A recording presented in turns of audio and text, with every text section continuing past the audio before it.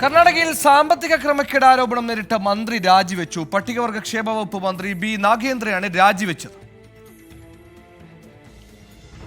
പട്ടികവർഗ ക്ഷേമ വകുപ്പിന് കീഴിലെ വാത്മീകി വികസന കോർപ്പറേഷനിൽ നടന്ന സാമ്പത്തിക ക്രമക്കേടുമായി ബന്ധപ്പെട്ടാണ് ബി നാഗേന്ദ്രയുടെ രാജി. കോർപ്പറേഷന്റെ ബാങ്ക് അക്കൗണ്ടിൽ നിന്ന് 88.62 കോടി രൂപ സ്വകാര്യ അക്കൗണ്ടുകളിലേക്ക് വകമാറ്റിയെന്നാണ് കണ്ടെത്തൽ. ക്രമക്കേടിൽ വകുപ്പുതല നടപടി നേരിട്ട അക്കൗണ്ട് സൂപ്രണ്ട് ആത്മഹത്യ ചെയ്തതോടെയാണ് വിവരം പുറത്തറിഞ്ഞത്. ഉന്നത ഉദ്യോഗസ്ഥരുടെ സമ്മർദ്ദവും മന്ത്രിയുടെ വാക്കാലുള്ള നിർദ്ദേശത്തിലുമാണ് പണം വകമാറ്റിയതെന്ന് ഉദ്യോഗസ്ഥന്റെ ആത്മഹത്യാക്കുറിപ്പിലുണ്ടായിരുന്നു. പിന്നാലെ വിഷയം വിവാദമായി. പോലീസ് അന്വേഷണത്തിലും ക്രമക്കേട് കണ്ടെത്തിയതോടെയാണ് മുഖ്യമന്ത്രി രാജി ആവശ്യപ്പെട്ടത്.